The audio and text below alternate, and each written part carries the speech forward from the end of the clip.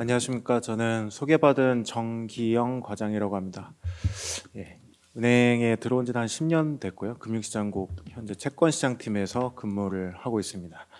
오늘 강의 내용은 방금 소개해 주실 때 말씀해 주신 것처럼 그 대학교 수업 내용 같은 것도 일부 조금 있긴 합니다. 그래서 조금 어렵게 느껴지실 수도 있긴 한데 그래도 조금 강좌다 보니까 그래서 좀 설명드릴 내용들은 가급적이면 빼놓지 않고 설명을 좀 드릴까 합니다. 그 배포해드린 강의 자료랑 여기 발표 자료랑 조금 중간중간 다른 내용도 있고 강의 자료에 오탈자가 일부 있어서 제가 중간중간 교정을 해드리면서 말씀드리겠습니다.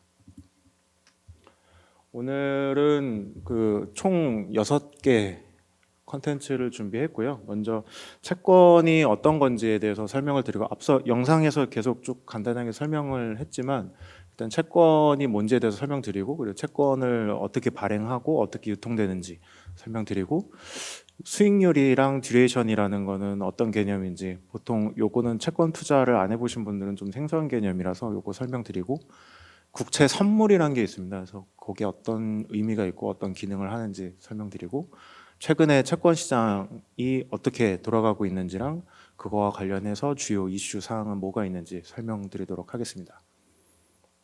먼저 채권 의미입니다. 채권을 뭐 주식은 다들 잘 아세요. 그 주식회사가 그 지분을 나눠주는 걸로 잘 이해를 하고 계신데 채권 같은 경우는 조금 어려워들 하시는 게 와닿지가 않는데 요거는 최대한 좀 어려운 용어로 길게 설명을 해놓은 건데 자금을 필요로 하는 사람이 자금을 공급하는 사람한테 그 투자나 이런 대여를 받고 정해진 일자에 정해진 금액을 지급할 것을 약속한 채무 증서입니다. 일종의 증서라 그래서 이제 채권 아까 그 앞서 영상에 나왔던 그 채무 증서 종이처럼 있었던 것도 있고 요즘엔 전자화됐지만 그걸 채권이라고 하고요. 크게 이제 발행 주체랑 투자 주체로 나눠 보면 그 자금을 필요로 하는 사람들이 채권을 발행을 하고 대신에 이제 자금을 받고 투자 주체는 그 채권을 받고 자금을 이제 발행인한테 제공을 하는 그런 관계라고 보시면 되고 발행 주체가 조금 뭐 좀 중복되는 것도 분명히 있습니다. 금융기관 같은 경우는 발행을 하기도 하지만 투자를 하기도 하고 좀 중복은 되는데 정부가 저기 발행 주체에 포함되어 있습니다. 보통 여러분들 생각하기에 정부가 돈이 없나? 약간 이 생각이 들어서 좀 의아하실 텐데 없는 경우도 상당히 빈번합니다. 뭐냐면 그 제가 일반 직장인들이 이제 월급을 받으면은 매월 이제 정해진 급여를 받는데 정부 같은 경우는 그 수입이라고 할 수 있는 세금이 매월 일정하지가 않습니다. 그게 뭐 부가가치세가 들어오는 달이 따로 있고 기업이 내는 법인세가 들어오는 달이 따로 있고 이렇게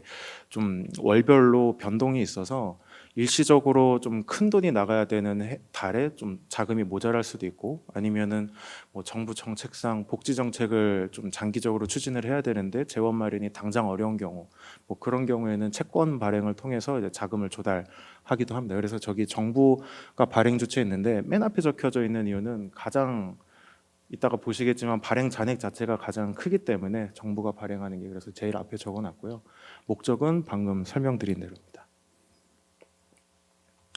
위에 길게 풀어서 설명한 이유는 요거를 이제 설명드리기 위해서 한 건데 먼저 그 기한이 있습니다. 이게 채권이 뭐 주식처럼 그냥 가지고만 있으면 영구히 권한이 생기는 건 아니고 그 만기 동안 그러니까 일정 기간 동안 정해진 기간 내에서만 그 돈을 받을 수 있는 그 효력이 발생을 하고요.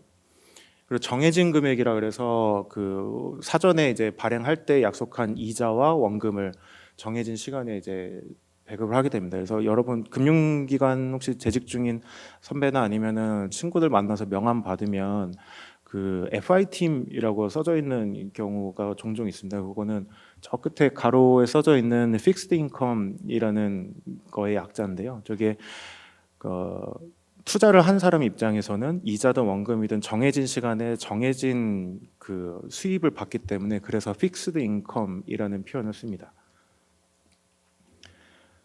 그다음에 지급을 하면서 이제 원금까지 이제 상환을 하고 그 채권이 이제 소멸이 되는데 미래 특정 시점에 상환됨으로 분명히 만기가 존재하는 증권인데 이게 이제 뒤에서 설명드리겠지만 주식이랑 가장 큰 차이점이 되겠고요. 그럼 채권 시장은 그 채권이 거래되는 시장이겠죠. 그래서 자금 수요자 위에 또 디테일하게 나레이션을 좀 풀어봤는데 자금을 필요로 하는 사람들이 이제 직접 장기로 채권을 통해서 이제 자금을 조달하는 시장 혹은 이제 그렇게 발행한 채권이 거래되는 시장 이렇게 보시면 되겠습니다. 위에 그 따옴표로 해가지고 플러스로 이제 나눠놨는데 그거를 이제 설명드리면 금융시장은 조금 디테일하게 그 구분을 할 수가 있는데 보시면 직접 금융시장이랑 간접 금융시장으로 나눌 수 있습니다. 직접 금융시장은 이 자금을 받아가는 사람이 직접 어떤 중개기관을 거치지 않고 본인이 이제 자금을 공급해주는 사람한테 직접 자금을 공급받는 경우가 이제 직접 금융시장이라고 부르고요. 간접 금융시장 같은 경우는 뭐 대표적으로 은행 같은 이런 금융 중개기관을 거쳐가지고 자금을 공급받을 때 간접 금융시장이라고 부릅니다. 그래서 간접금융시장 맨 오른쪽 보시면 예대시장이라고 있죠. 저는 이제 예금 대출 시장이라고 보시면 되는데 전형적으로 이제 은행이 예금자로부터 예금을 받아서 그거를 관리를 하고 있다가 대출을 필요로 하는 사람이 나타났을 때 대출로 공급을 해주는 그래서 간접금융시장의 대표적인 시장이라고 보시면 됩니다. 그리고 오늘 얘기할 채권은 이제 직접금융시장 중에 하나인데요. 직접금융시장도 이제 좀 세분화해서 보면은 뭐 단기금융시장도 있고 장기, 외환, 파생금융시장 물론 요거 말고도 더 많습니다. 근데 이제 대표적인 것만 좀 추려봤는데 단기금융시장 아래는 또 막 콜, RP 뭐 이런 게 있는데 요거는 뭐 용어는 되게 많은데 기본적으로 단기라고 부르는 이유는 보통 하루짜리로 이제 하루짜리 이제 자금을 빌리는 경우 혹은 일주일짜리 길어봤자 뭐 한 달, 세 달 뭐 요 정도짜리 이제 자금을 빌리고 갚고 약간 이런 시장으로 이해를 해주시면 되겠고 장기 금융 시장 같은 경우는 앞에 자본이란 게 있는데 이제 길게 빌리다 보니까 우리가 자본 시장이라고들 많이 부릅니다. 그래서 그 아래 보시면 채권이랑 주식 시장 이렇게 대표적으로 두 개 있고요. 외환 시장은 뭐 달러 거래하는 그 시장이겠죠. 그래서 저희가 논의해 볼 시장은 이제 채권 시장인데 이 루트를 통해서 하다 보니까 위에 그 설명의 나레이션이 이제 나온 겁니다. 그래서 직접 금융 시장이고 장기로 자금을 조달하는 시장이고 주식이 아니고 채권을 발행해서 조달하는 시장이다. 그래서 채권 시장까지 저희가 오늘 살펴볼 예정입니다. 앞에서도 몇 차례 말씀드렸는데 그 주식이랑 채권은 대표적인 자본시장 그 아이템이긴 한데 좀 차이가 있습니다. 대표적으로 이 두 가지를 먼저 살펴보면 증권의 성격 자체는 이제 주식 같은 경우는 그 주식회사가 발행을 해서 본인의 그 이윤이 남으면 그거를 배당 형태로 나눠주거나 혹은 의사결정을 할 때 의결권을 주거나 하는 식으로 나눠주는 출자 증권이고요. 채권 같은 경우는 은행 대출과 유사하게 이제 남한테 이제 돈을 빌려서 정해진 기간에 이제 이자랑 원금을 주는 이런 채무증권으로 보시면 됩니다. 여기 뭐 타인 자본, 자기 자본 이렇게 돼 있는데 그 혹시 재무나 회계 들어보신 분들은 이해를 하실 텐데 자기 자본은 기본적으로 내가 원금을 상환해야 되는 의무는 없는 것이라서 기본적으로 내가 그 나의 사업성이나 미래 수익성을 바탕으로 해서 그 자금을 조달했다 그래서 자기 자본이라고 조금 다른 의미긴 한데 그렇게 그냥 이해해 주시면 되고 타인 자본은 남이 가지고 있는 그 자본을 임시로 빌려 와서 그거를 이제 투자 재원이나 운영 재원으로 쓴다 그래서 타인 자본 이렇게 부른다라고 간단하게 이해해 주시면 될 것 같습니다. 발행 기관은 아까 채권은 설명드렸고 주식은 당연히 주식회사가 발행을 하고요. 그 투자자 지위는 조금 다릅니다. 아까 말씀드렸다시피 이제 주식을 가지고 있으면 주주라고 불러서 혹시 주식 투자 요즘 많이 하시는 걸로 알고는 있는데 주식을 투자를 하면 이제 정기적으로 뭐 배당을 결정하거나 뭐 주총이 있을 때 편지가 오죠. 그래서 주주의 권한을 가지게 되기 때문에 그렇게 뭐 의견을 물어보거나 하는 거고, 채권을 가지고 있다고 해서 그 회사가 저한테 의견을 물어보지는 않습니다. 요거는 단순히 이제 채권자, 그러니까 돈을 받을 게 있는 사람이라는 뜻이 되기 때문에 채권이랑 주식은 요 투자자 지위 자체도 조금 다릅니다.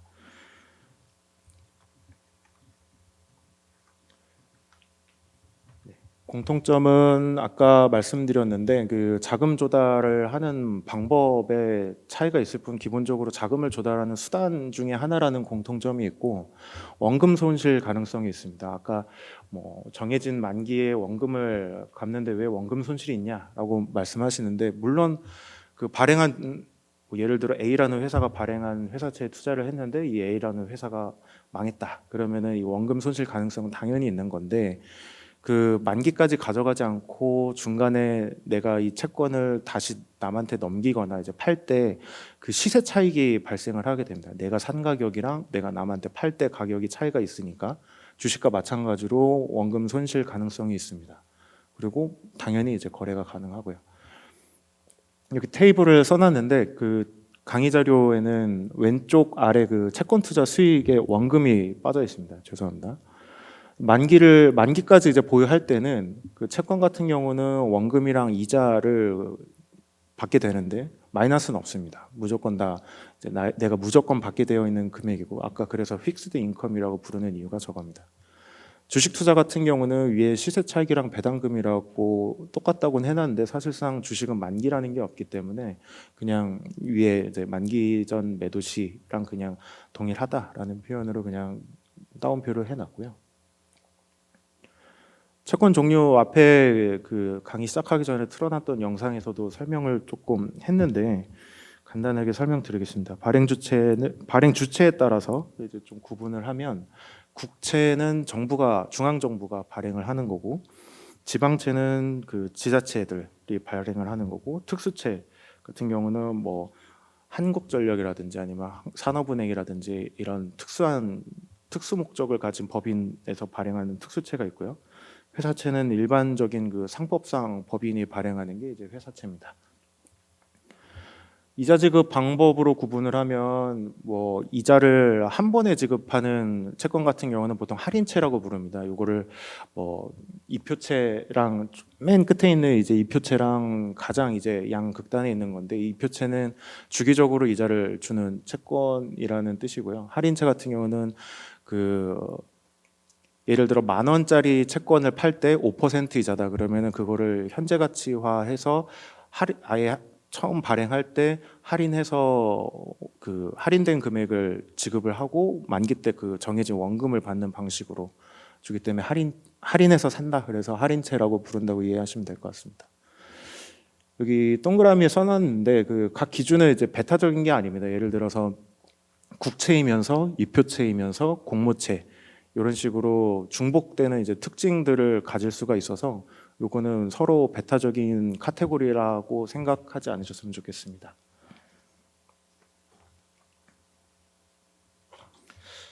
여러분 그 뉴스 보시면 그 뭐 국고채 금리가 뭐 내렸다 올랐다 이런 뉴스 종종 보실 텐데 이게 국채랑 국고채는 사실은 엄밀하게는 다릅니다. 크게 보면 이제 통칭해서 비슷한데 국채 안에는 이렇게 여러 가지 종류가 있는데 한 대표적인 네 가지입니다. 국고채, 재정증권, 국민주택채권, 그리고 외국환 평형기금 채권.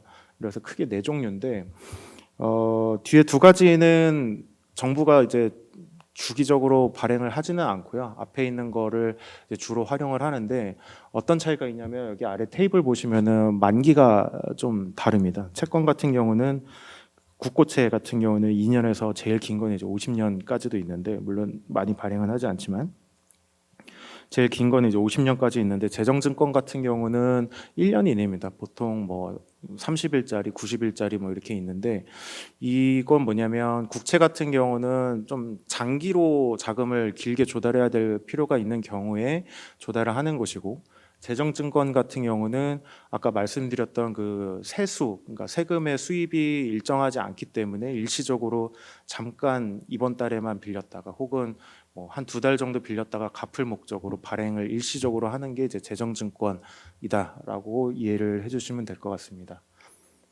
채권 시장에서 주로 이제 헤드라인으로 쓰는 금리 같은 경우는 저기 맨 앞에 있는 이제 국고채를 대상으로 한다고 이해해 주시면 될 것 같습니다. 그다음에 이제 채권의 의미 중에서 이제 역할을 좀 보려고 하는데요. 이렇게 5가지 정도 역할을 하고 있습니다. 뭐냐면 계속 나오는데 이제 자본 조달의 수단이기도 하고, 투자자 입장에서는 당연히 투자 상품이기도 하고, 지표 금리를 형성한다라고 되는데, 지표 금리 같은 경우는 아직 대출을 받아보신 분이 이 자리에는 많이 없겠지만, 예를 들어서 은행에 가서 대출을 받으면은 어떤 기준금리가 있고 거기에 은행이 마진을 붙여서 대출 금리를 결정을 하게 되는데, 거기에 보통 금융채긴 합니다. 근데 금융채조차도 이 국채 금리에 보통 플러스 얼마 해가지고 이제 이자가 결정이 되는 경우가 빈번하기 때문에, 그런 일상생활에서도 국채 금리가 지표 금리, 즉 벤치마크로 형성이 된다라고 보시면 될 것 같습니다. 그리고 4번, 5번이 저희 한국은행 입장에서는 가장 중요한 역할인데요.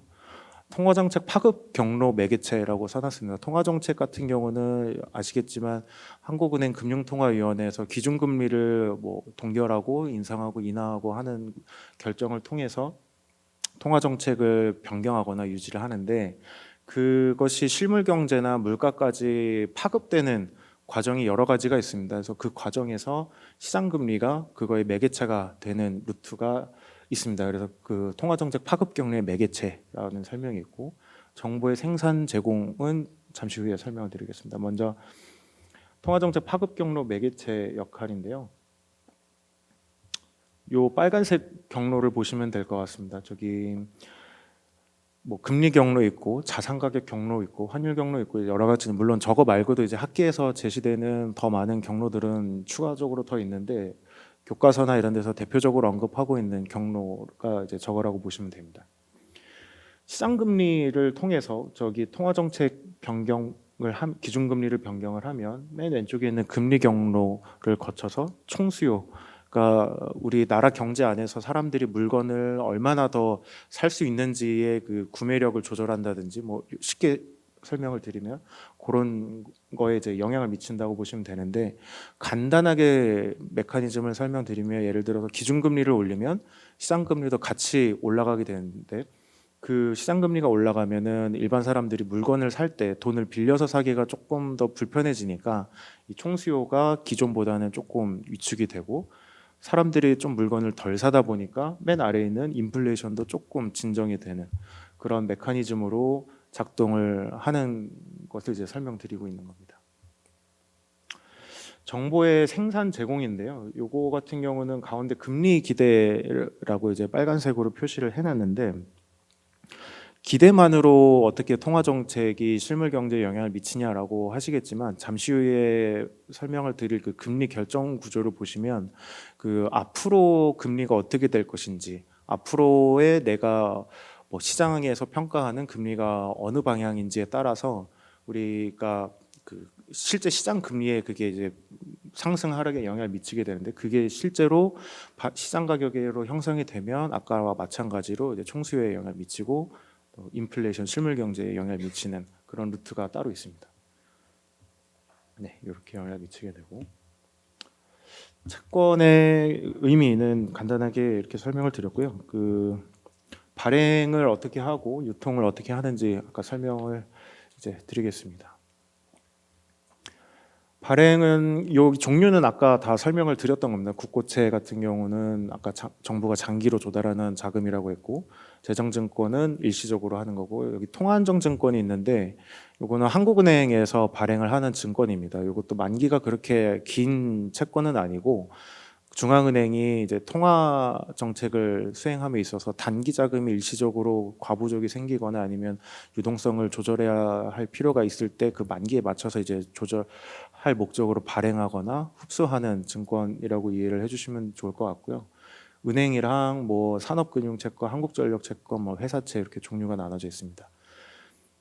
보시면은 국고채 같은 경우도 나라가 발행을 하고 나라의 신용이 뭐 정부가 부도가 날 확률은 없다고 보는데, 그럼에도 불구하고 발행 한도라는 것이 존재를 합니다. 왜냐하면 이게 행정부 입장에서 자금을 조달하는 것인데 세금이랑 상관없이 행정부가 무한정으로 국채를 발행하게 되면은 이제 국가의 좀 재정 건전성에도 문제가 되고 이게 장기적으로 국민 경제에 악영향을 미치기 때문에 입법부인 국회에서 이 발행 한도를 관리를 하고 있습니다. 우리나라 상권 분립이다 보니까 그래서 행정부의 자금 조달을 입법부에서 이제 동의를 거쳐서 발행을 하게 되어 있는 구조다라고 이해를 하시면 될 것 같고요.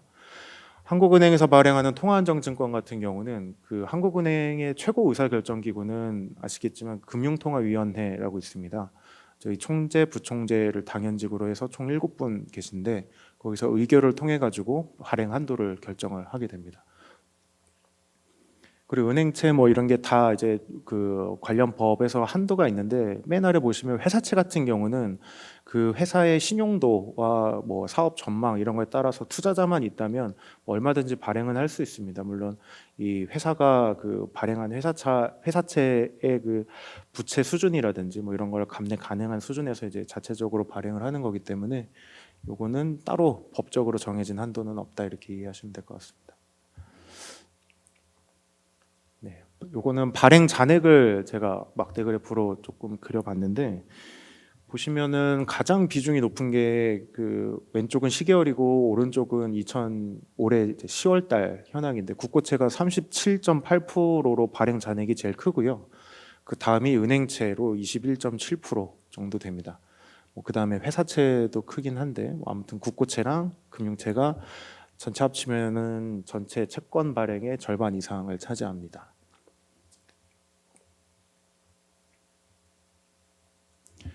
국고채는 아까 국회 동의를 받아서 그 발행 한도 내에서 발행을 한다고 설명을 드렸는데 그럼 발행 한도 내에서 그냥 막 찍느냐 그런 것이 아니고 그 정부도 이제 국민들에게 안내를 합니다. 미리 그 연말에 내년도에 우리 얼마 찍겠다라고 예산안을 발표하면서 공표를 하기도 하고 아니면은 매월 다음 달에 얼마를 찍을지 또 공표를 하기도 합니다. 여기 아래 보시는 왼쪽에 이제 초록색 계열 그래프 같은 경우는 그 11월 중에 기획재정부에서 발표한 12월 달 발행 계획입니다. 아래는 만기물별로 이제 그려놓은 건데 대체로 11월보다는 이제 12월 달에 좀 발행량을 축소하겠다 이런 식으로 발표를 했던 내용이 있었고요.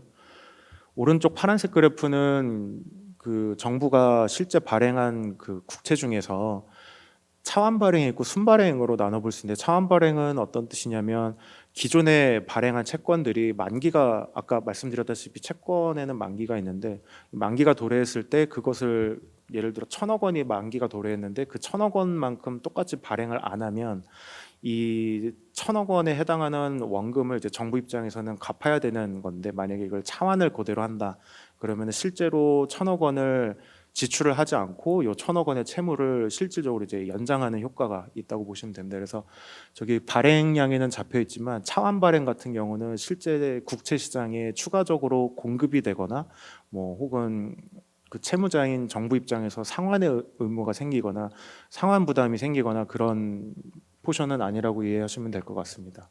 중요한 건 저기 진한 파란색인데 최근에 이제 정부 쪽에서 재정 건전성 이슈가 있어서 이 순발행 규모를 내년에 50조 원까지 축소를 하겠다라고 예산안 상으로는 발표를 한 상황입니다. 이제 유통 시장인데요. 유통 시장은 크게 그 장내 거래와 장외 거래가 있습니다. 뭐 그 시장 안에서 거래가 되냐, 뭐 시장 밖에서 거래가 되냐라고 하는 뜻인데 대표적인 차이는 아래 그림으로 대략적으로 설명을 드렸는데 거래소가 그 한국 거래소가 그 거래를 중개를 하느냐 아니면 증권사의 브로커가 중개를 하느냐의 차이입니다.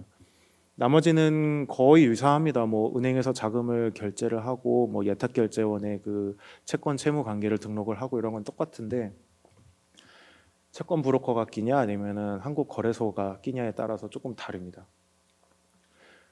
장외 시장 같은 경우는 그 좀 궁금해 하시겠는데 저희가 캡처를 넣지는 못했는데 실제 금융기관에서는 K본드라는 메신저를 통해서 거래를 합니다. 그 언론인분들도 많이 사용하시는 걸로 알고 있는데 K본드 메신저 같은 경우 그 과거에는 뭐 되게 많았습니다. 그 사설 메신저를 통해서 브로커랑 채팅을 통해서 뭐 예를 들어 국고채 몇 년 만기 얼마를 산다 이렇게 하면은 증권사마다 그 원하는 가격을 받아서 이제 제일 유리한 조건이랑 거래를 하고 이런 식으로 거래가 실제 이루어집니다. 근데 그 메신저가 되게 다양했는데 금융투자협회에서 그 몇 년 전에 K본드라는 메신저를 따로 개발을 해서 요즘에는 시장에서 대체로 요거를 대부분 사용을 하고 있습니다. 장외 거래가 뒤에서 보여드리겠지만 그 장외 거래 같은 경우는 주식과 달리 채권 같은 경우는 장외 거래가 더 활발하게 형성이 되어 있습니다. 그 이유는 앞서 쭉 저희가 채권의 종류, 뭐 조건, 만기 뭐 이런 게 좀 다양하다고 설명드렸는데 그러다 보니까 거래 조합이 상당히 다양합니다. 예를 들어 같은 국고채 3년이어도 금액이나 뭐 그 똑같이 3년 무료도 그 세부적인 증권은 또 다르고 그리고 원하는 이제 사고자 하는 금액도 다르고 또 증권사나 그 투자자 쪽에서 팔고 사고 하는 금리도 다 제각각이기 때문에 이렇게 원하는 조합으로 딱 규정화되어 있는 물건을 찾기가 쉽지는 않습니다. 예를 들어서 주식 같은 경우는 삼성전자 한 주를 살 때 그냥 삼성전자 한 주라고 하면 그 표현이 어떤 의미인지 다들 이제 공통적으로 인식을 하고 있는 반면에 예를 들어서 채권 한 장에 대한 컨센서스는 없는 그런 차이가 있기 때문에 기본적으로 그 맞춤형으로 거래 구조를 이제 중개를 하다 보니까 장외 거래가 좀 활성화가 되어 있습니다. 앞서 말씀드린 대로 매매 방식에 제일 큰 차이가 있습니다. 그 거래소가 중간에 있는지 브로커가 중간에 있는지 그리고 매매 수단은 아까 말씀드린 K본드를 쓰고 전화도 옛날에는 일부 했었다는데 약간 컴플라이언스 쪽 그 법적인 문제가 있어서 전화는 그렇게 활발하지 않다고 알고 있고요. 매매 시간 보시면 조금 아시겠죠. 장외 거래는 통상이라고 붙었습니다. 통상. 이게 장내 거래면 주식처럼 뭐 3시 반이면 3시 반 이렇게 딱 끝나는 시간이 정해져 있는데 장외 거래다 보니까 거래 상대방만 찾을 수 있다면 사실상 저 4시 반 이후에도 거래는 가능합니다. 근데 뭐 호가라든지 이런 데서 그렇게 이점이 있지는 않아서 보통 4시 반경에는 이제 거래가 마무리된다라고 이해를 하시면 될 것 같습니다. 아까 말씀드렸던 이제 장내 거래, 장외 거래가 얼마나 차이가 있는지를 좀 보여드리고 싶어서 이걸 가지고 왔는데요. 왼쪽 그래프는 발행 잔액은 아니고 그 그러니까 거래량입니다. 거래량. 아까 국고채가 보통 발행 그 잔액이 한 30% 정도 남짓이었는데 지금 거래 비중 같은 경우는 거의 50% 가까이 됩니다. 다른 것보다 거의 그냥 국채가 절반 정도 거래되는 채권 시장에서 국채가 절반 정도 거래되는구나라고 이해를 해주시면 될 것 같고요. 나머지는 이제 기타 뭐 금융채 이런 식으로 거래가 되고 오른쪽 그래프가 이제 장내 거래, 장외 거래 그 거래 대금인데 빨간색 선 보시면 그 장내 거래를 좀 활성화를 하려고 해서 이제 쭉 올라왔습니다. 2000년대 초반부터 해가지고 쭉 올라와서 이 16년도 막 이럴 때는 40%까지 이제 장내 거래가 활성화가 됐다가 코로나 이후에는 이게 좀 급격하게 위축이 되면서 현재는 이제 20% 조금 못 미치는 수준에서 장내 거래가 이루어지고 있습니다. 보통 여전히 이제 장외 거래가 주로 거래되는 시장이다라고 이해를 해주시면 될 것 같습니다. 이제 수익률이랑 듀레이션인데요. 여기는 조금 약간 산수가 조금 들어가 있긴 한데요. 강의 자료에는 넣지 않았는데 간단한 이제 예제 같은 것도 조금 소개를 드리겠습니다. 네. 채권 수익률이 왜 필요한지 좀 의아하실 거예요.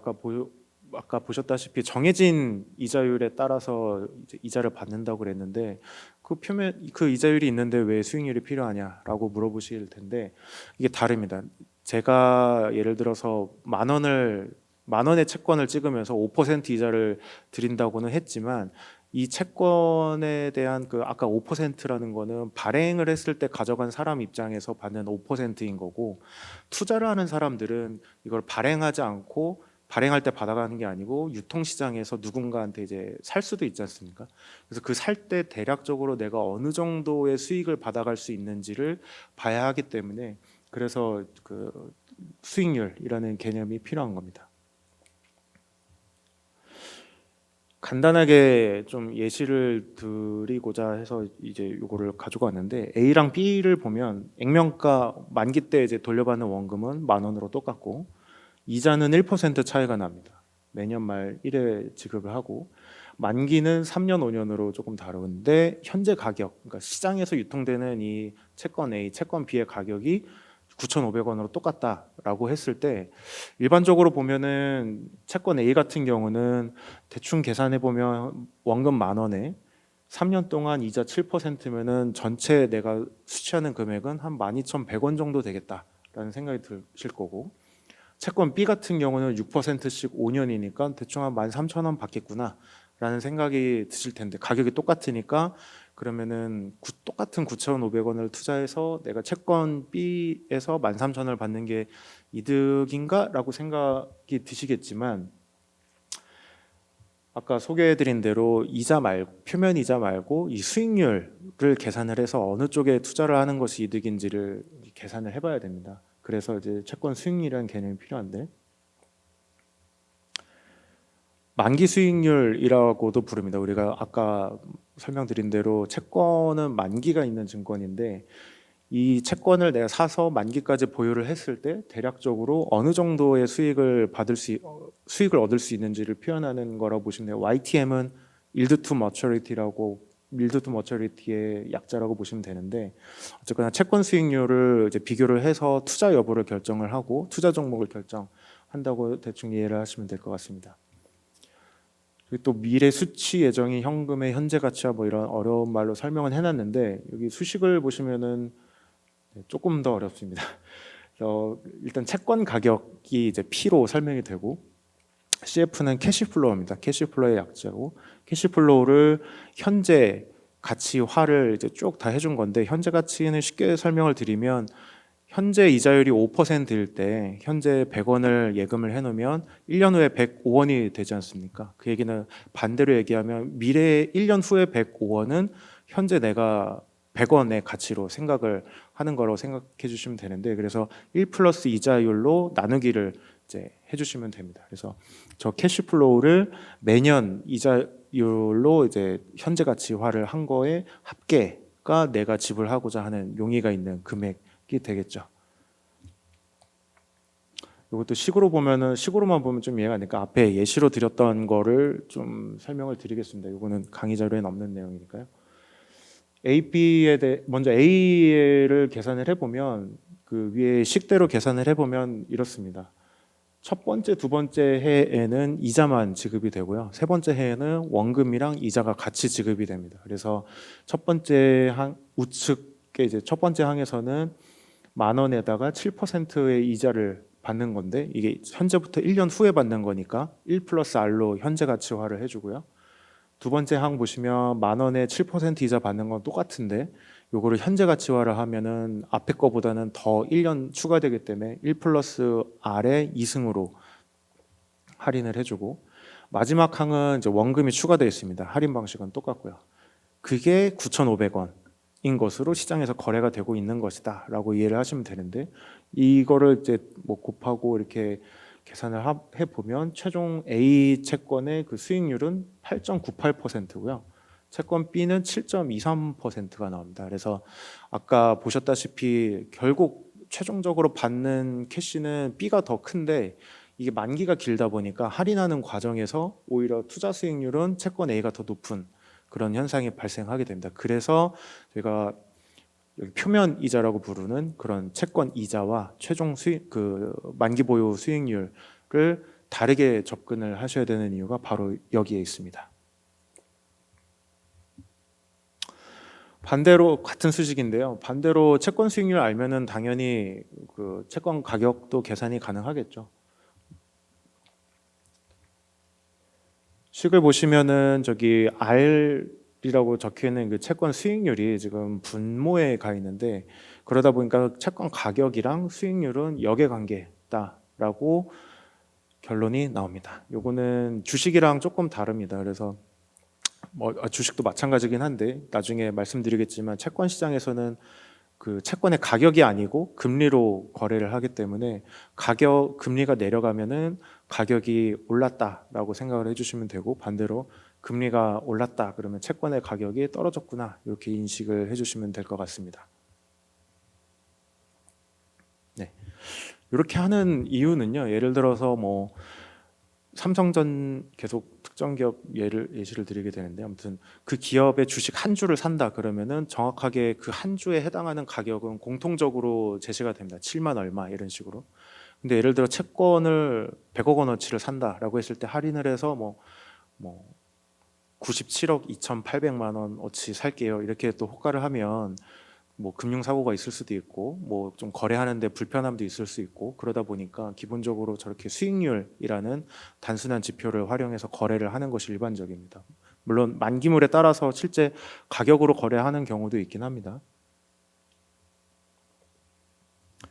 채권 수익률 구조인데요. 이거는 조금 어렵긴 해서 간단하게 설명드리겠습니다. 무위험 수익률이랑 이제 리스크 프리미엄의 합이다 이렇게 보시면 되는데 어떤 의미냐면 기본적으로 내가 어떤 금액을 투자를 했을 때 기본적으로 보장이 되는 위험 없이 보장이 되는 금액이 있고 내가 위험을 감수함에 따라서 추가적으로 내가 지급받고자 하는 금액이 있을 겁니다. 그게 무위험 수익률이라고 해서 보통 뭐 한국은행 기준금리 혹은 국고채 금리 이렇게 시장에서는 평가를 하는데 어떤 일이 있어도 내가 지급받을 수 있는 금리가 이제 무위험 수익률이고 리스크 프리미엄은 아까 말씀드린 대로 내가 리스크를 짐으로써 내가 추가적으로 받아야 하는 그런 상쇄할 수 있는 보상이라고 보시면 됩니다. 예를 들어서 제가 A라는 회사를 설립을 하고 A 회사에서 회사채를 발행을 했는데 제가 운영을 조금 잘 못해서 수익이 잘 안 나면 이 회사 부도 위험이라든지 아니면 원금 상환 리스크가 좀 커지다 보니까 저희 회사의 채권을 이제 사는 사람들 입장에서는 이 채권을 내가 살려면 조금 더 높은 수익률을 받아야겠다라고 생각을 하겠죠. 아까 말씀드렸던 그 가격이랑 이자율이 반대라고 생각을 상기를 해보시면 그러다 보니까 제가 발행한 채권의 가치, 그 아까 채권 가격 P라고 했던 그게 떨어지게 되는 거예요. 제가 발행한 채권의 가치가 떨어진다. 반대로 금리가 올라간다. 어떤 루트를 통하냐면 저 리스크 프리미엄 경로를 통해서 올라간다라고 간단하게 이해해 주시면 될 것 같습니다. 여기 채권율 상승엔 뭐 내적 요인, 외적 요인인데요. 내적 요인은 앞에 그 산식에 있었던 컴포넌트들이 변하면 어떻게 되는지를 설명을 해놓은 거라고 이해해 주시면 될 것 같습니다. 당연히 만기가 길수록 이제 채권 수익률은 길어지게 됩니다. 이거는 왜냐하면 똑같이 1,000원을 투자하는데 1년 후에 갚겠다고 하는 사람이 있고 50년 후에 갚겠다고 하는 사람이 있으면 당연히 50년 후에 갚겠다고 하는 경우에 있어서 조금 원금 상환이라든지 나의 그 투자 기회를 잃는 그런 기회 비용도 있고 그래서 여러 가지를 감안해서 좀 프리미엄을 받아야 되기 때문에 보통 만기가 길수록 이자율이 높고요. 표면 이자율 아까 말씀드렸던 지급하는 이자가 많으면 당연히 수익률은 높고 발행 기간의 신용 위험이 높을수록 당연히 높습니다. 아까 제가 뭐 회사채 예를 들어서 설명드린 내용이고 그리고 상승의 외적 요인인데 채권 수요가 공급보다 적으면 가격은 이제 떨어지게 되니까 수익률은 오릅니다. 그리고 기준금리가 인상되면 시장금리인 수익률, 채권 수익률은 상승하게 되고요. 체계적 위험, 비체계적 위험 요것도 있는데 요거는 보통 이제 뭐 좀 재무나 뭐 화폐금융론 이쪽에서 많이 설명을 드리는데 대충 이런 체계적 위험, 비체계적 위험이 있구나라는 정도만 이해를 해주시면 될 것 같습니다. 그다음에 수익률 곡선입니다. 요거는 학계에서도 자주 연구를 하는 분야고 저희 팀에서도 최근에 조금 연구를 진행했던 부분인데 일드 커브라 그래서 줄여서 이제 YC라고도 부르는데 동일 채권을 이제 잔존 만기별로 수익률이 얼마인지 점을 찍어서 그 점을 연결한 선이라고 보시면 됩니다. 이거는 뒤에 설명드릴 금리 결정 구조를 보시면은 이해하기가 편한데 앞으로의 이제 금리 수준이라든지 경기 평가 전망에 대해서 어떻게 생각하는지 그거에 따라서 좀 그 수익률 곡선 모양이 조금씩 시기에 따라서 차별화가 됩니다. 그거는 1대1로 딱 매치되지는 않습니다. 예를 들어서 여기 하강형이라고 해서 뭐 경기 정점, 그러니까 즉 앞으로 경기가 안 좋아질 일만 남았다라고 생각하는 경우에 뭐 우하향하는 모양이 나온다라고 되어 있는데 반대가 우하향한다고 꼭 경기가 앞으로 안 좋아진다라고 평가하기는 어렵고 경기 정점이라고 해서 꼭 수익률 곡선이 우하향하거나 그러지는 않습니다. 요거는 대략적으로 과거 경험상 이런 경우들이 많았다라는 정도로 이해를 하시면 되고 이게 꼭 이렇게 기계적으로 오차 없이 탁 이렇게 해석이 되는 경우는 아니라고 이해해 주시면 될 것 같습니다. 요 수익률 곡선의 실제 모양 같은 경우는 제가 뒤에서 동향할 때 더 자세하게 설명을 드리겠습니다. 아까 계속 설명을 드렸던 그 금리 결정 구조 내용인데요.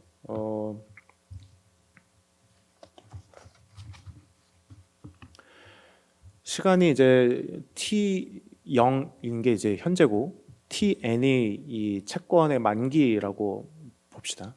n년짜리 채권의 현금 흐름을 볼 건데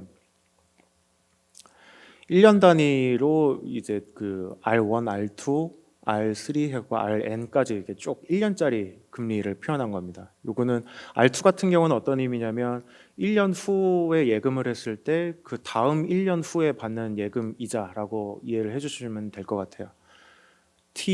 그 R1 같은 경우는 현재 예금을 하면은 1년 후에 받는 이자라고 아무튼 다 만기는 1년짜리 금리로 이해를 해주시면 될 것 같습니다.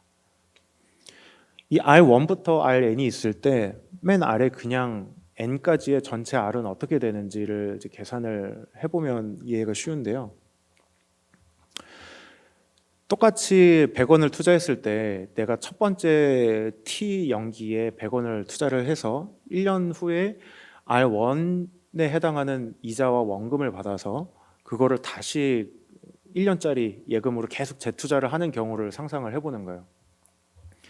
예금 1년짜리를 계속 N년 동안 이제 돌린다고 보시면 되는데 그러면은 그렇게 1년짜리로 쪼개서 했을 때 뭐 세금이나 비용 같은 게 없다고 쳤을 때 아래 그 수식의 오른쪽 보시면 1 플러스 R1 곱하기 이게 쭉 있잖아요. 이게 1년짜리로 계속 그 롤오버를 했을 때 내가 얻는 수익이고 왼쪽이 아래 그 초록색 화살표로 나와 있는 전체 한 번에 현재부터 N년 동안 투자하는 수익을 이제 표시를 해 놓은 겁니다. 맨 앞에는 원금이 당연히 곱해져 있겠지만 이제 좀 삭제를 했고요.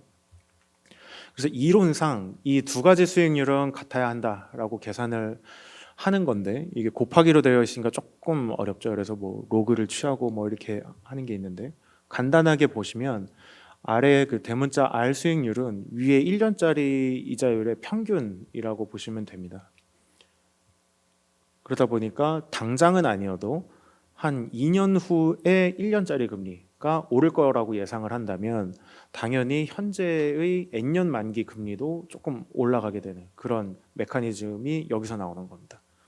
그래서 아까 서두에 말씀드렸던 그 통화정책 파급 경로 중에 기대 경로 기억나시나요? 거기 보면은 시장 금리의 기대가 시장 금리에 영향을 미친다라고 설명을 드렸는데 그게 바로 이 메커니즘을 통해서 영향을 미치는 건데 예를 들어서 3년짜리 국고채 금리의 기준금리가 앞으로 어떻게 될 건지 사람들이 어떻게 예측하느냐 이게 영향을 어떻게 미치냐면 방금 보신 대로 1년짜리 물론 기준금리는 1년짜리는 아니지만 그 2년, 3년 혹은 뭐 반년 이렇게 후에 기준금리, 단기금리가 어떻게 변할지에 따라서 현재 금리가 이제 달라질 수 있겠구나. 그래서 거기에 맞춰서 차익 거래를 하는 과정에서 점점 현재 가격이 맞춰지는 거라고 이해를 하시면 될 것 같습니다.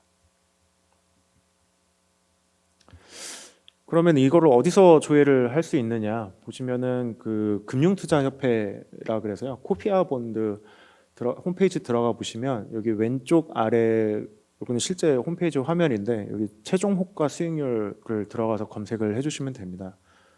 그래서 오른쪽 화면 보시면은 제가 12월 6일 날 조회를 해봤네요. 네.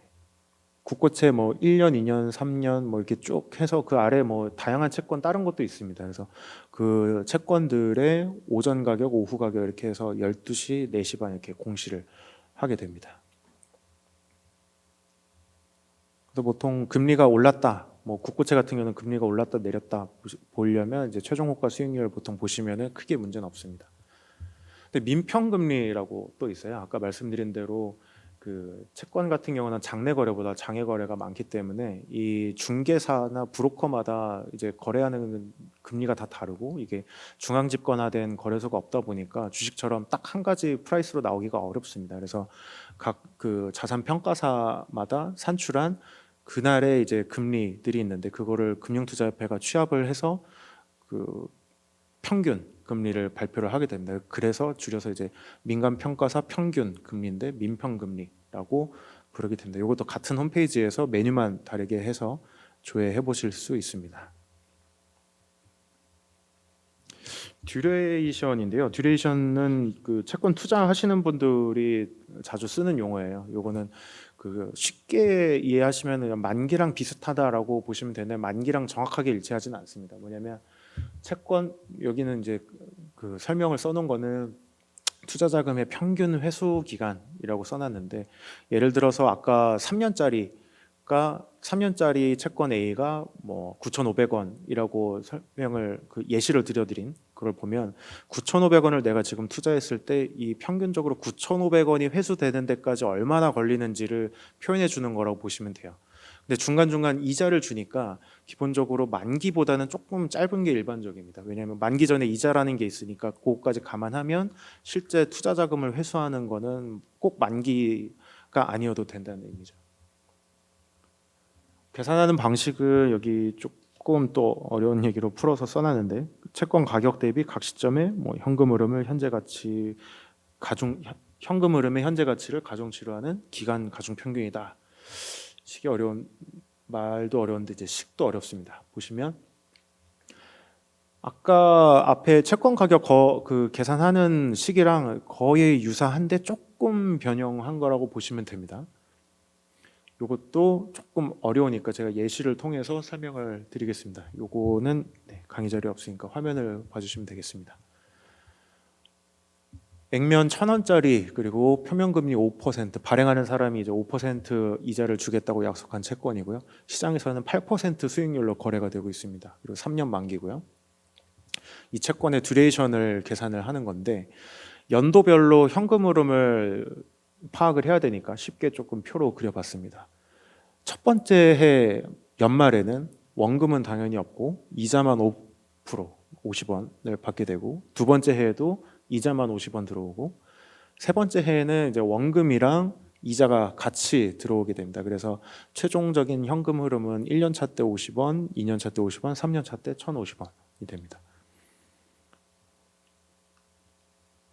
그럼 이제 그 현금 흐름 계산한 것의 현재 가치를 구해야 되는데 저기 1 플러스 R의 T승분의 CFT라고 적혀 있는 항입니다.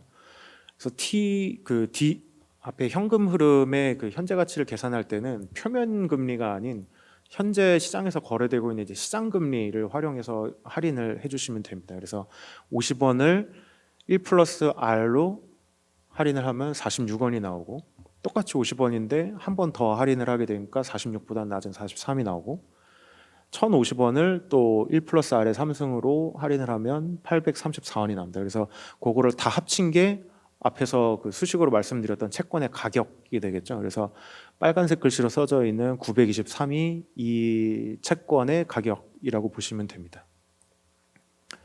그래서 오른쪽 듀레이션을 구할 때 P가 여기에 들어가게 되고 그러면은 P분의 그 가격분의 앞에 이제 뒤에 현재 가치들을 분자에 넣는 건데 그러면은 가중치가 나오겠죠. 왜냐면은 이 현재 가치들을 합한 게 가격인데 가격분의 그 각 연도의 현금 흐름을 넣으면은 합치면 1이 나오는 가중치가 되겠죠. 그래서 위에 아까 개념 설명 드릴 때 가중 평균이라고 한 게 이 가중치 때문에 얘기가 나온 겁니다. 그래서 1년 차의 현금 흐름은 0.05, 그러니까 5%의 가중치, 2년 차는 5% 가중치, 3년치에는 90% 가중치. 그래서 요거를 각 연도에 이제 곱해서 기간 연도에다가 곱해가지고 합치면은 이제 이 채권의 듀레이션이 되는데 2.85년이라고 나오죠. 요거는 아까 말씀드린 대로 3년 만기인 이 채권의 실제 만기보다는 조금 짧게 나옵니다. 왜냐하면 중간에 이자라는 거를 받기 때문에 그것까지 받는 걸 고려하면은 실제 만기보다 내가 투자 자금을 회수하는 데까지 걸리는 시간은 만기보다 짧게 되는 겁니다. 네, 더 어려운 수식이 나왔는데 요건 그냥 예, 뭐 관심 있으신 분들은 사진으로 찍어 두셔도 되고요. 아니면은 그냥 참고만 해주십시오. 그럼 듀레이션이 왜 필요하냐면 투자하는 기관 입장에서는 금리 변동의 위험이 있는 겁니다. 뭐냐면 내가 뭐 A라는 자산운용사를 운영을 하고 있는데 내가 100억 원의 채권을 국고채를 투자를 했을 때 시장 금리가 변하면서 이 내가 보유한 채권의 가치가 또 수시로 변동하는 그런 위험에 노출되는데 그 위험에 대비해서 내가 포트폴리오를 어떻게 조정할 것인가를 판단함에 있어서 꼭 필요한 지표입니다.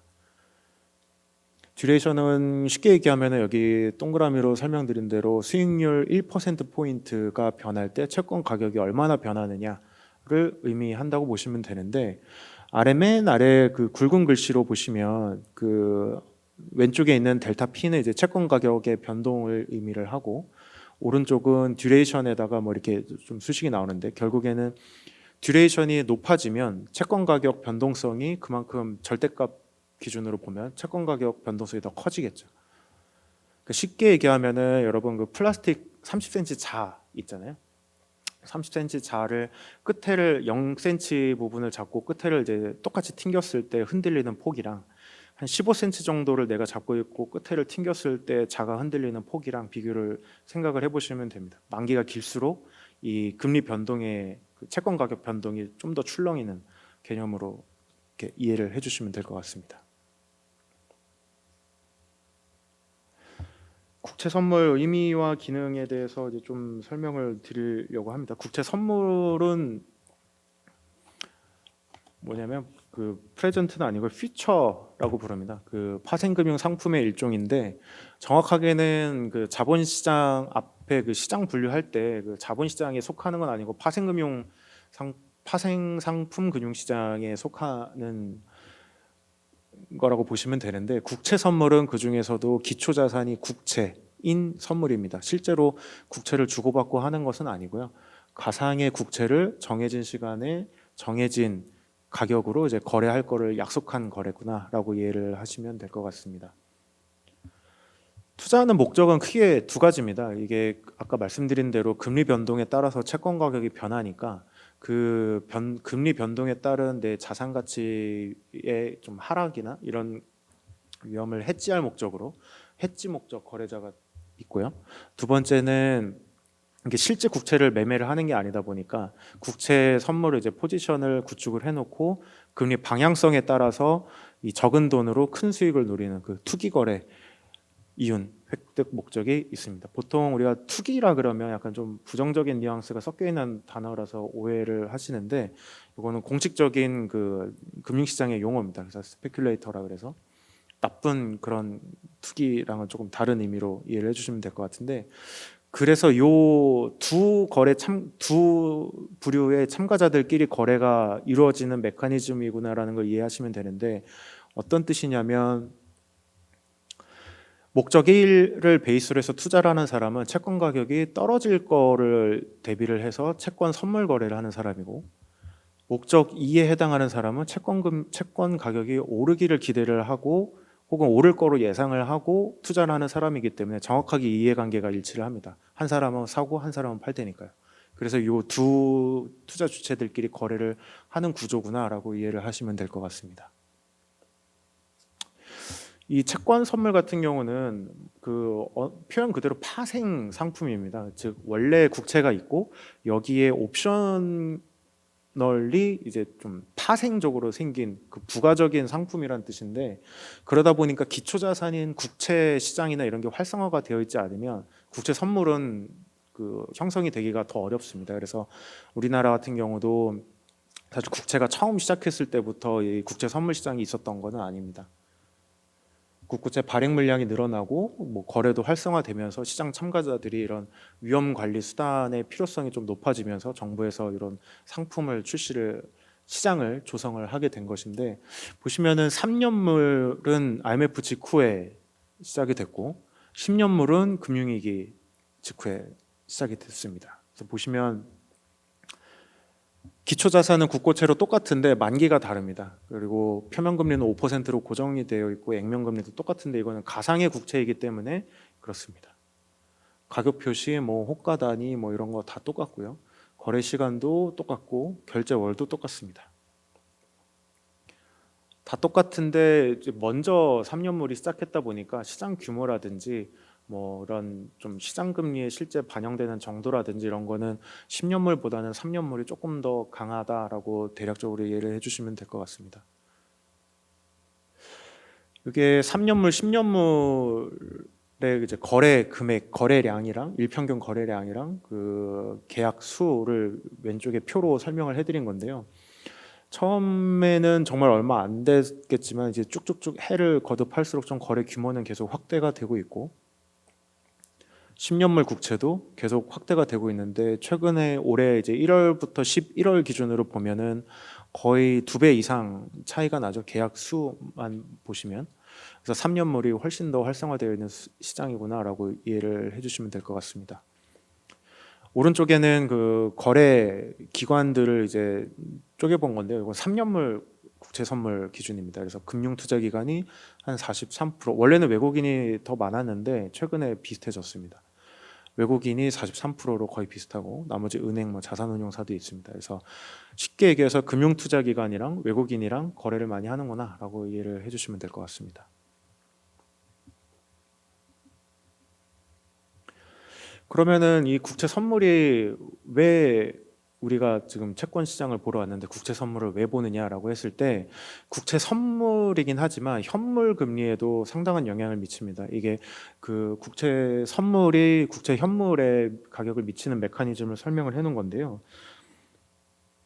요 전제 조건이 필요합니다. 그러니까 선물 가격은 이론적으로 현물 가격에다가 보유 비용이랑 보유 수익을 이제 더해서 선물 가격의 이론 가격이 나오는데 이게 뭐 가상의 국채이고 전자거래를 하는 거다 보니까 보유 비용이랑 뭐 이자도 받지 않고 그러니까 보유 수익도 없다고 가정을 하면 국채 선물의 이론 가격은 실제로 이제 현물 가격이랑 동일해야 되겠죠. 그런데 여기서 만약에 그 이격이 발생해서 맨 첫 줄처럼 국채 선물이 더 현물보다 비싸다던가 아니면 두 번째 줄처럼 선물이 현물보다 싸다던가 하는 경우에는 여러분 투자하실 때처럼 비싼 거를 팔고 싼 거를 사면은 당연히 이득이 되겠죠. 그런 것처럼 이제 선물이 더 비싸다 그러면 당연히 선물을 파는 거고 반대로 현물을 사면 되는 거고 이런 식으로 해서 거의 무위험 수익을 얻을 수 있는 겁니다. 그래서 이런 거래를 통하면 첫 번째 줄 손가락 오른쪽 보시면 선물 매도, 현물 매수를 하면 결국에 선물을 파는 사람이 많아지니까 선물 가격은 떨어질 거고 현물을 매수하는 사람이 많아지면 현물 가격은 올라갈 겁니다. 그래서 왼쪽에 처음에 있었던 그 부등호가 그 등호가 되는 순간까지 가격 조정이 이루어지게 됩니다. 두 번째 줄도 동일한 메커니즘으로 이제 부등호가 이퀄이 되는 메커니즘으로 작용을 하게 됩니다. 아래쪽은 이제 외국인이 국채 선물을 매매를 했을 때 선물 가격 뭐 그리고 기관 투자자들 차익 거래 등등을 통해서 선물 거래를 했지만 국채 금리에 현물 금리에 영향을 미치는 메커니즘을 그림으로 설명을 해드린 겁니다. 이게 딱 와닿진 않죠. 그래서 그 좀 시각적으로 그래프를 그려봤는데요. 왼쪽이 3년물이고 오른쪽이 10년물입니다. 요거는 외국인 국채 선물 순매수와 국채 금리를 그린 건데 왼쪽 보시면은 17년 이후에는 평균적으로 외국인이 보유하고 있는 계약 잔고는 누적 순매수가 한 14만 계약 정도 되고요. 10년물 거기 평균 계약 수는 저 3년물의 한 절반 조금 안 됩니다. 그래서 왼쪽에 3년물을 보시면 그 최근에 12월 달, 11월 달에 10월 말부터 조금 늘어나긴 했는데 보시면은 빨간색이 국고채 3년물 금리고 파란색이 누적 순매수인데 10월 말에 그 누적 순매수가 단기 저점을 찍었다가 갑자기 이제 순매수가 빠르게 이제 누적이 되는 그림을 보실 수 있는데 정확하게 국채 금리도 그 시점을 피크로 하고 이제 최근까지 크게 하락한 모습을 보실 수가 있습니다. 이게 앞서 설명드린 그 메커니즘을 통해서 현물 금리에 반영이 되고 있구나라고 보시면 됩니다. 최근에 12월 들어서 엄청 순매수를 많이 하고 있는 상황이구나라고 이해하시면 되고 10년물도 초록색 영역 보시면은 같은 기간 동안 올라가고 있는데 국고채 금리 10년물도 마찬가지로 같은 기간 지금 하락세를 보이고 있습니다. 물론 이 외국인의 국채 선물만으로 국채 금리가 변동한 건 아닙니다. 그 기간 동안에 뒤에서 동향에서 설명드리겠지만 뭐 통화 정책의 미래 기대라든지 이런 것들이 영향이 있었는데 이것도 좀 그 금리 변동에 좀 하나의 영향으로 작용을 했구나라고 이해만 해주시면 될 것 같습니다. 요거는 작년에 나온 기사긴 한데요. 저희 아까 한국은행 최고 의사결정기구의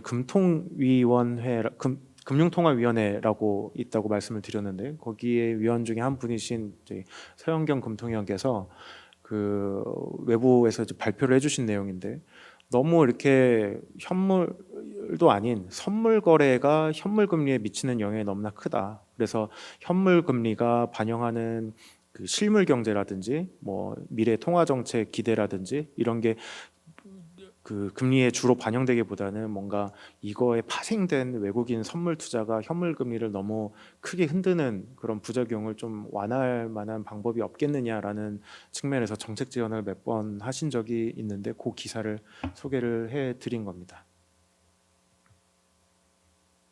예. 여기까지 채권 시장에 대해서 좀 이론적인 설명을 많이 드렸고요. 이제 최근에 그 앞서 설명드렸던 그 채권 수익률이라고 하는 국고채 금리가 어떻게 변했고 왜 변했고 그리고 다른 금리들은 어떻게 됐는지를 간략하게 좀 설명을 드리겠습니다. 장기로 설명을 좀 드리겠습니다. 20년도가 뭐 좀 큰 전환점이었잖아요. 코로나 팬데믹 이후부터 설명을 좀 드리겠습니다. 2020년 초에는 그 팬데믹이 선언이 되면서 급격하게 이제 경제 활동이 위축이 되고 그러면서 한국은행에서 기준금리를 빠르게 인하를 했고 거기에 맞춰서 시장 금리도 빠르게 하락했습니다. 그러다가 20년 후반기 저기 표에서 보시면은 기준금리 변동은 없었고요. 근데 이제 시장 금리가 조금씩 올랐는데 그거는 뭐냐면 코로나 때문에 좀 어려우니까 뭐좀 그 재난지원금도 주고 하는 과정에서 정부에서 추경 편성도 했고 그러면서 재원 조달 목적으로 국고채 발행이 조금 늘어났었습니다. 그래서 뭐 국고채의 공급이 늘어나니까 가격이 당연히 떨어졌겠죠. 그러니까 반대로 수익률은 올라갔던 그런 시기로 이해를 해주시면 되겠고 22년 들어서는 21년은 뭐 그냥 이렇게 좀 저희가 인상을 시작하긴 했는데 특별한 건 없고 좀 변동만 있어서 스킵을 했고 22년 같은 경우는 주요국 통화 긴축 전환 이슈가 좀 부각이 됐었습니다. 통화 긴축으로 이제 전환하지 않겠느냐라는 게 조금 있었고 그래서 CP 시장도 좀 불안했고 그래서 작년 말에 되게 그 좀 상승을 했던 게 있었고 그리고 좀 그 레고랜드 사태 직후에는 당행이나 정부의 좀 시장 안정화 대책도 나오면서 이제 좀 단기적으로 빠르게 올랐던 금리가 하락했던 모습을 보실 수 있습니다. 저기 빨간색 금리가 정점에 이르기 직전에 보시면 그 시장 금리가 좀 크게 뛰었던 적이 있는데 그 시점이 이제 그거라고 보시면 되고 23년 같은 경우는 여기 H4L로 되어 있는데 요거는 higher for longer를 이제 외신에서 주로 썼던 용어인데 기준금리를 추가적으로 인상하지는 않지만 기준금리를 높은 수준에서 장기간 유지를 하겠다라는 거를 이제 주요 한국은행도 마찬가지고 주요국 중앙은행들이 이제 발표를 하면서 하이어 포 롱거 기대가 강화되면서 한 10월 말까지 좀 국고채 금리, 미국채 금리 다 가파르게 상승했던 시기가 있었습니다. 그 이후에 최근 동향에 대해서 조금 자세하게 설명을 드리면 아래쪽 그래프 보시면은 좀 더 간단한데요. 10월까지는 정말 가파르게 좀 올랐었습니다. 그래서 저희도 이 상승세가 조금 염려가 돼서 그거에 대해서 또 조사도 했었고 했는데 10월 들어가면서 갑자기 이제 좀 정점을 찍고 급격하게 하락을 했고 또 어제 또 FOMC 이후에 크게 하락을 했는데 하나씩 설명드리겠습니다.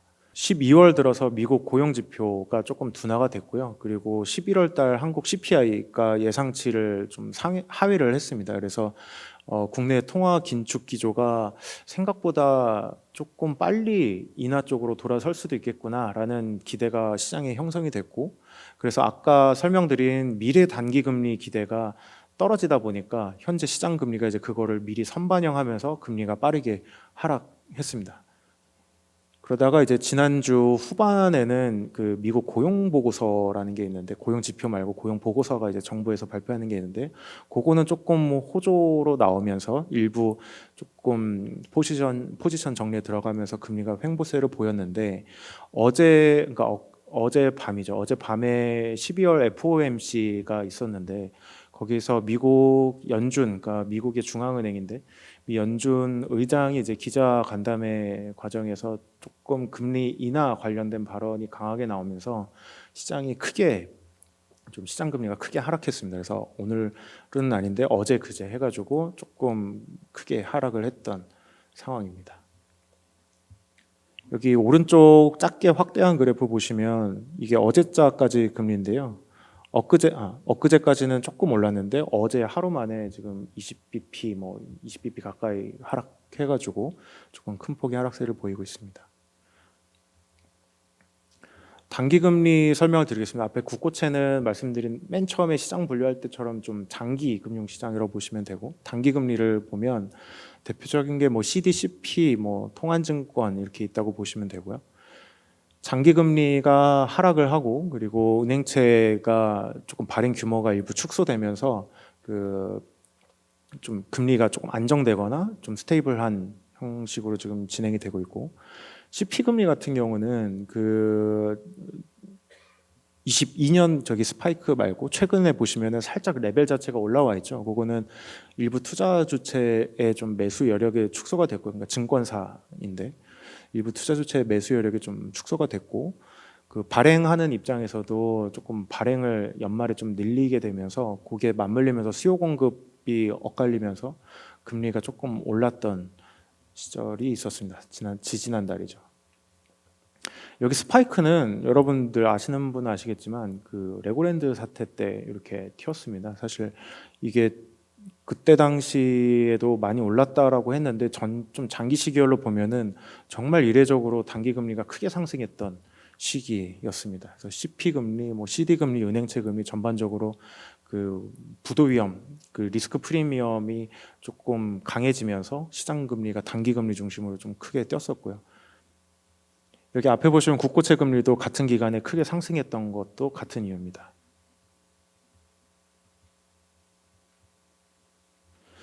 이게 수익률 곡선이 아까 그 예시 안 보여드리고 그냥 이론적인 그 대략적인 포메이션만 소개를 드리고 말았는데, 빨간 선은 어제자 수익률 곡선입니다. 지난 가로 실선은 이제 기준금리 현재 3.5%를 표현을 하는 건데, 현재 통한증권 3개월짜리부터 해서 모든 만기에 걸쳐서 지금 기준금리를 하회하고 있는 모습을 나타내고 있고, 이게 불과 얼마 되진 않았습니다. 기준금리 아래로 내려온 게 며칠 안 됐는데 11월 29일, 그러니까 지난 금통위 직전이랑 비교를 해보면 거의 이제 수평한 모습에서 조금 역전된 우하향하는 모습으로 조금 바뀌어 있고, 요거는 아까 말씀드린 대로 그 한국보다는 좀 미국발 통화정책 그 기준금리 인하 기대가 조금 강해지면서 그거에 영향을 받아서 이렇게 쉐입이 형성이 됐다라고 이해를 해주시면 될 것 같습니다.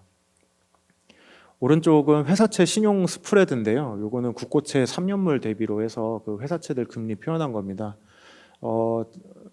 너무 시계가 길어서 잘 보이진 않는데 맨 오른쪽 보시면은 최근에 조금 변동이 있죠. 계속 스테이블하게 가다가 A 등급 그리고 AA 등급, AA 등급 둘 다 스프레드 자체는 이제 축소를 했는데 영역 표시된 거 보시면 올라가죠. 그거는 뭐냐면 우량물인 AA보다 비우량물인 A 등급이 떨어지는 속도가 조금 더딘 상황으로 이해를 하시면 됩니다. 즉 전반적으로 회사채 사정은 양호해지고 있는데 등급 간에는 조금의 차별화가 나타나고 있다라고 이해를 해주시면 될 것 같습니다.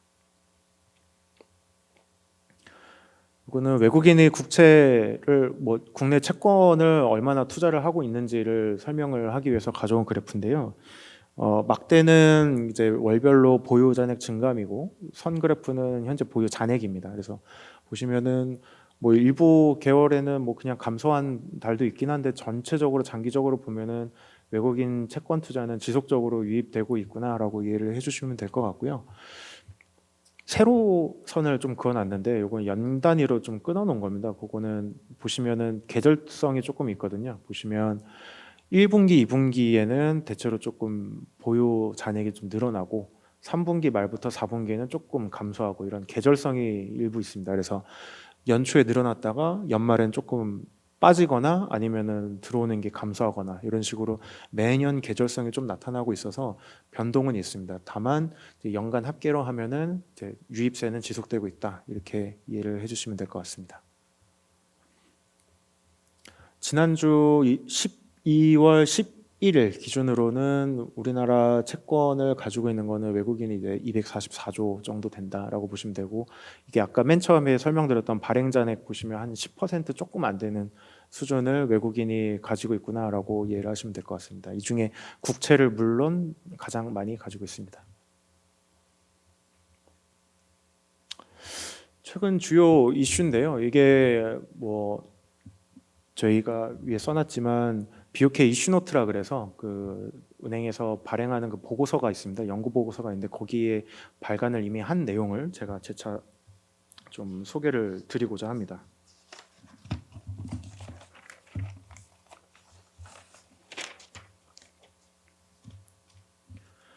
앞에 그래프에서 제가 녹색으로 그려놓긴 했었는데 그 미 국채를 왜 넣냐면 미 국채 금리가 그 국내 국고채 금리에 미치는 영향은 상당히 큽니다. 그래서 아래쪽 왼쪽을 보시면 10년물만 두 개 그려놓은 건데 금융위기 전만 해도 사실 방향성이 이렇게 서로 같게 움직이는 거는 물론 추세적으로는 비슷했지만 거의 일치하게 움직이지는 않았거든요. 반대로 움직이는 기간도 있었고, 예를 들어 07년도 같은 경우는 뭐 국고채 금리가 오르는 동안 미국채 금리는 크게 떨어진 적도 있었고, 이렇게 반대로 움직이는 경향이 있었는데 금융위기 이후에는 거의 방향성이 동일하게 이제 움직이는 모습을 보실 수가 있습니다.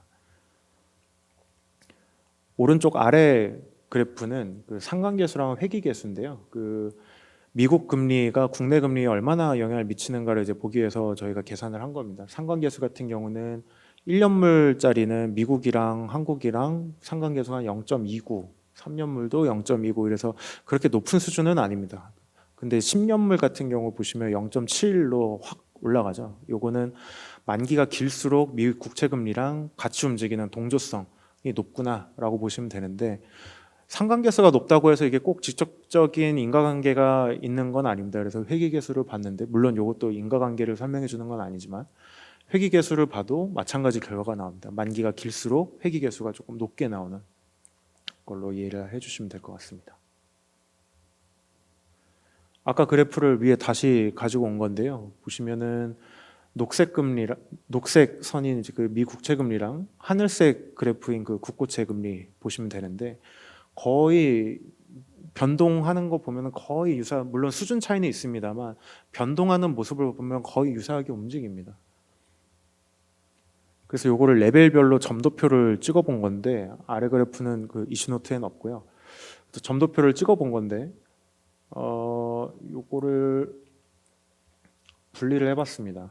나머지 기간이랑 나머지 전체 기간이랑 저희 23년 7월 이후 기간을 파란색으로 찍어 본 건데, 최근에도 레벨 차이는 있는데 금리끼리 이제 레벨 차이는 있는데 그 여기 추정 수식 보시면은 기울기는 거의 일정합니다. 즉 최근에는 좀 레벨만 높아졌다 뿐이지 결국 10년물의 그 동조성, 그 함께 가는 그런 관계는 어느 정도 일정하게 유지되고 있구나라고 이해를 해주시면 될 것 같습니다.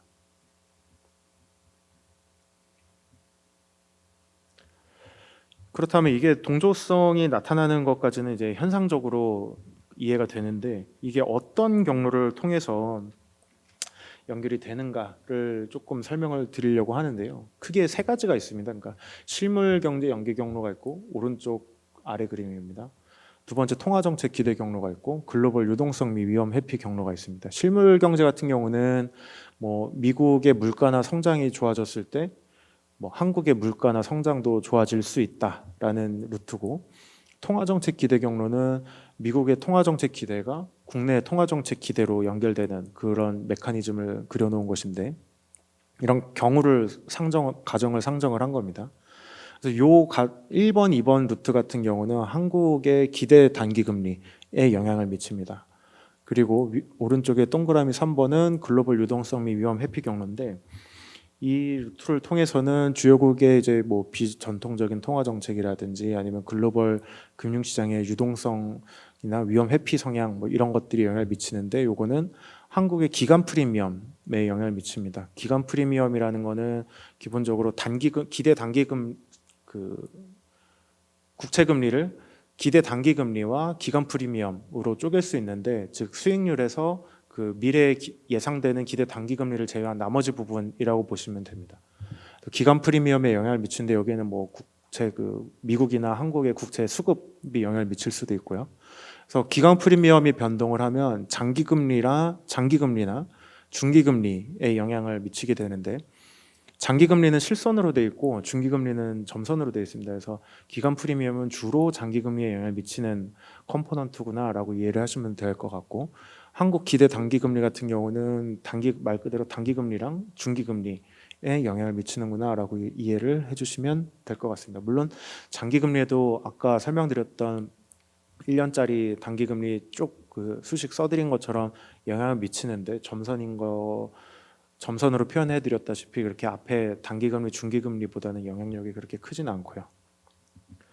이 세 가지 경로를 통해서 한국과 미국의 금리가 동조화가 될 수 있는데, 이 최근에는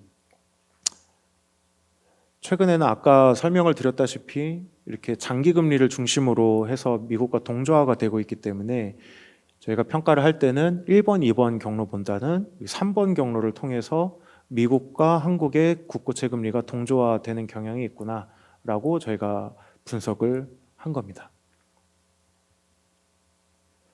장기 시계에서는 이제 국고채 금리는 장기물일수록 미 국채 금리의 변동에 영향을 크게 받는다라는 건 앞에 서두에서 말씀드렸고, 대략적으로 수치를 말씀드리면 올해 10년물 국고채 금리 변동에, 요거는 12월 거는 반영 안 된 겁니다. 10년물 국고채 금리 변동에 미 국채 금리가 미친 영향은 약 한 50% 이상인 것으로 생각을 해주시면 될 것 같습니다. 오른쪽 그래프인데요. 작년보다는 조금 축소되긴 했습니다. 축소되긴 했는데 여전히 장기물 같은 경우는 50% 이상의 영향을 받고 있어서 요 3년물이나 이런 만기가 좀 짧은 애들보다는 조금 많은 영향을 받고 있구나라고 이해를 해주시면 될 것 같습니다. 네, 이것으로 오늘 금요 강좌를 마치겠습니다. 참여해 주셔서 감사합니다.